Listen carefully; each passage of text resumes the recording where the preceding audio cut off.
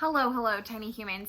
Welcome to week 7, exploring the civil rights movement and beginning to draw connections between the movement of the 1960s, driven by African Americans and their quest for equal rights under the law, and building connections from this event to modern movements that we see attacking important social issues.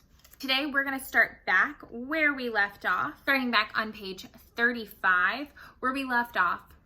Now, when we finished reading last week, President Kennedy had just been assassinated, which means killed for political motives, and Vice President Lyndon Johnson had taken over and shown that he was a really important ally in moving this movement forward. So we're going to start back on the end of page 35 at the heading Freedom Summer. As we move forward through the rest of this chapter, I want you to think about, 1, why was the Freedom Summer important to this movement, particularly in who could vote in the South? And 2, what was the big impact of the Civil Rights Act of 1964, and how did it change what people could and could not do? Freedom Summer. Many state and local governments fought against the cause of civil rights. In the South, states passed laws that made it almost impossible for African Americans to vote. The 15th Amendment guaranteed them the right to vote, but Southern states required people to pass a test in order to register. Whites, who often could not even read, judged these tests. Many areas required voters to pay a tax to register. If tests and taxes didn't work to prevent African Americans from voting, then government officials and white citizens resorted to threats or violence. As a result, only 43% of African Americans in the United States old enough to vote were registered. In Mississippi, only 6.7% were registered.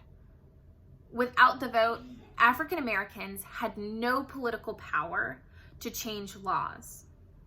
CORE, SNCC, and the SCLC decided to do something to correct the situation. In June 1964, Freedom Summer was announced. It was a plan to open up Mississippi by helping African Americans register to vote. Going to Mississippi. Volunteers for the project were both white and black. Most attended universities in the North. They attended training sessions in Ohio to learn how to respond to mobs and were warned about the probability of violence. 3 of the first volunteers sent to Mississippi were arrested one day. When they were released late that night, they disappeared. All 3 were later found dead. This tragedy did not stop the volunteers.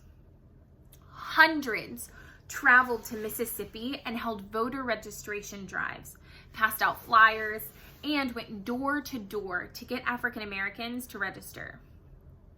The Freedom Summer volunteers helped create the new Mississippi Freedom Democratic Party. I'm going to pause right there for a second so I can take note of this insert, yesterday's headlines.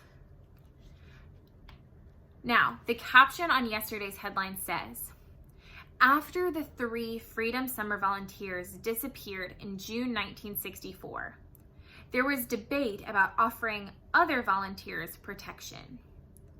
J. Edgar Hoover, above, so he's the one pictured here,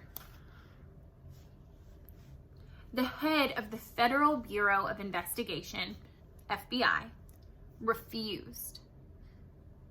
The FBI investigates crimes, he argued. He thought protection should be taken care of by local law enforcement. The governor of Mississippi would not offer protection either. He considered the waves of volunteers an invasion of the state. Instead of calling in police and highway patrol to protect the volunteers, they were called in to protect Mississippi from the volunteers.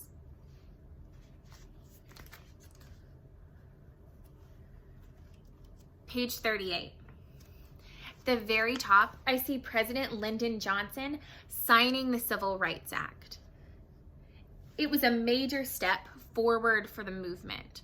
So already this picture and this caption, even though it's teeny tiny, is giving me some important information that right now I'm probably about to learn about an important law that really helped this movement be successful.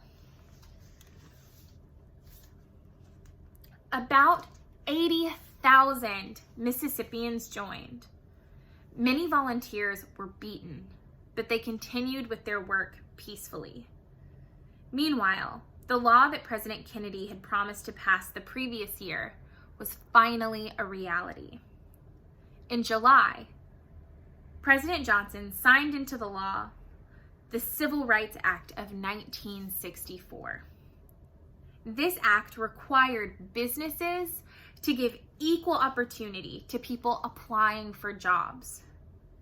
It also officially outlawed all forms of segregation in public places. So remember, those public places were restaurants, schools, bus systems, public restaurants. All of those now were protected under the law for equal access. Beginning on page 39 at Voting in Alabama. The SNCC and the SCLC also work to help voters register in Alabama. They focused their efforts on Selma. In 1965, more than half of Selma's population was African American, but only 1% of them were registered to vote. Beginning on January 22nd, marches were organized by several groups. People from all walks of life took part. The marchers were faced with violent resistance from ordinary citizens and from Sheriff Jim Clark. During a nighttime march, a mob attacked the protesters. Jimmy Lee Jackson, one of the protesters, was shot dead by a state trooper while trying to protect his mother. Angry and frustrated, the SCLC organized a massive march from Selma to Montgomery. It would be a 5 or 6 day walk. Alabama's governor, George Wallace, banned the march. SNCC opposed the march and did not participate, though SNCC leader John Lewis did. The marchers gathered on Sunday, March 7th, and began their walk through Selma. When they reached Edmund Pettus Bridge, the marchers were stopped by the police. When the marchers did not leave, they were attacked with clubs, cattle prods, whips, and tear gas.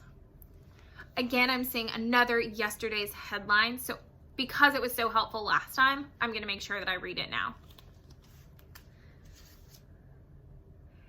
This photo says, the night after civil rights marchers were attacked on Selma's Edmund Pettus Bridge, video of the violence was shown on televisions across America. Viewers saw frightening image of protesters being beaten and showered with tear gas.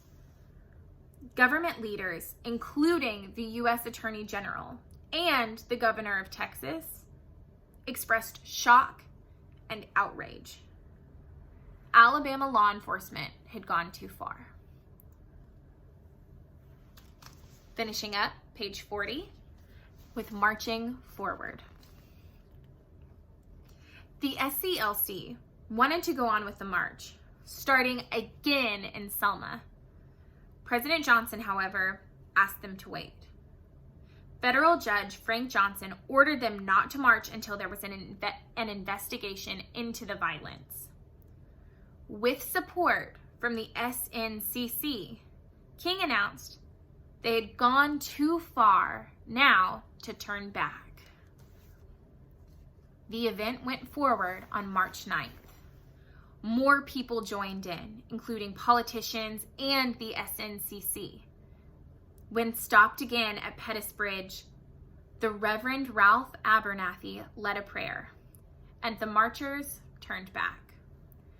That evening, one of the marchers, the Reverend James Reeb, was severely beaten and died days later. When demonstrators tried again to march, they were blocked by law enforcement. Johnson asked Congress for support, using the slogan of the movement, "We shall overcome." Then, on March 17th, the participants were given a legal permit to march. Violence against the demonstrators continued, but the march moved forward. To protect the marchers, President Johnson sent in 2,200 members of the National Guard. More than 25,000 marchers participated. Politicians, religious leaders, celebrities, and children marched. As they marched, SNCC members took the opportunity to work with members of the surrounding communities. I'm going to end on page 41 at a first-hand look at the March on Washington. So these events were all about marches that took place in Selma, Alabama. So now this is telling me that other marches were happening all around the country, this one specifically in Washington. It says, the historic March on Washington was a defining moment in the civil rights movement.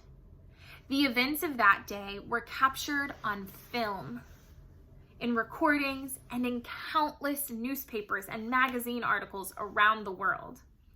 See page 60 for a link to view photos and videos of the event, to read the speeches of Martin Luther King Jr. and John Lewis, and to read newspaper editorials commenting on the historic gathering.